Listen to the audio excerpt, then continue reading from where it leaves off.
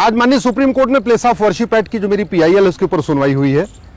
एक application move की गई थी अजमेर में एक व्यक्ति की तरफ से। उनका ये कहना था कि अजमेर दरगाह का जो मामला है जो कोर्ट में चल रहा है उस पर सुनवाई पे रोक लगा दिया जाए। वो जो सज्जन आए थे सुप्रीम कोर्ट, ना वो अजमेर दरगाह में जो कोर्ट चल रहा है सिविल सूट, ना उसमें पार्टी है, ना हमारी याचिका में पार्टी है, फिर भी जबरदस्ती स्टे कराने की मांग कर रहे थे। माननीय सुप्रीम कोर्ट ने उनकी जो याचिका थी, जो एप्लीकेशन थी, उसको खारिज कर दिया। इसका मतलब ये हुआ कि जो अजमेर शरीफ की दरगाह का मामला कोर्ट में चल रहा है, जो डिस्ट्रिक्ट कोर्ट में चल रहा है, सिविल सूट का मामला, वो चलता रहेगा, वहाँ कोई प्रक्रिया पर रोक नहीं लगेगी। आज माननीय सुप्रीम कोर्ट ने एक बहुत ही महत्वपूर्ण ऑब्जर्वेशन दिया है।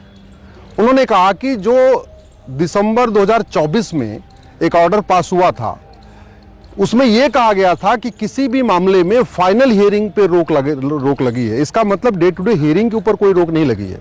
प्रोसीजरल अगर कोई हियरिंग हो रही है उसके ऊपर कोई रोक नहीं है।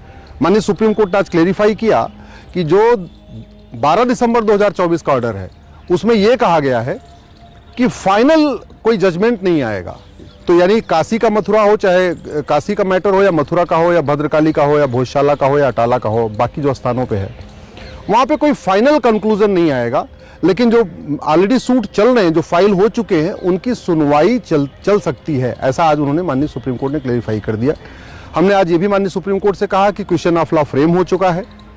ऑलरेडी ये मैटर 2 जजों की बेंच से 3 जजों को रेफर हो चुका है। तो या तो इस पर 3 जजों की बेंच बना दिया जाए, वो डे टू डे हियरिंग करे, या अगर माननीय सुप्रीम कोर्ट को लगता है कि नहीं ये नेशनल रेमिफिकेशन का मैटर है तो इस पर 5 जजों की बेंच बना दिया जाए। हमने ये रिक्वेस्ट किया कि इस पर तत्काल सुनवाई करना जरूरी है। हमने अपनी याचिका में कहा है कि पार्लियामेंट के पास ये अधिकार नहीं है कि वो कानून बना के बाबर, हुमायूं, तुगलक, गजनी, गोरी के इलीगल काम को लीगलाइज कर सके। जो 1991 में प्लेस ऑफ वर्शिप एक्ट बना है वो बाबर, हुमायूं, तुगलक, गजनी, गोरी, खिलजी के इलीगल काम को लीगलाइज करता है। हमने अपनी याचिका में ये भी कहा है कि पार्लियामेंट के पास ये पावर नहीं है कि वो हिंदुओं को कोर्ट जाने से रोक सके, कोर्ट का दरवाजा बंद कर सके। ये प्लेस ऑफ वर्शिप एक्ट में कहा गया है कि केवल अयोध्या का मामला कोर्ट के जरिए डिसाइड होगा, बाकी कोई मैटर कोर्ट के जरिए डिसाइड नहीं होगा। तो एक तरीके से ये पूरी तरीके से भारत के सभी हिंदुओं के साथ नाइंसाफी है और हमारा कोर्ट का दरवाजा रोक दिया गया है। इक्वलिटी बिफोर लॉ का वायलेशन है, इक्वल प्रोटेक्शन ऑफ लॉ का वायलेशन है।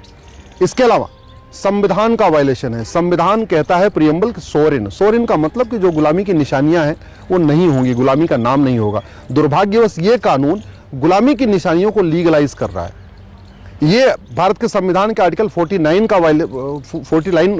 को वायलेट कर रहा है। जो आर्टिकल 49 कहता है कि जो हमारी ऐतिहासिक धरोहर है, जो हमारी पौराणिक धरोहर है, उसको संरक्षित करना ये सरकार का काम है।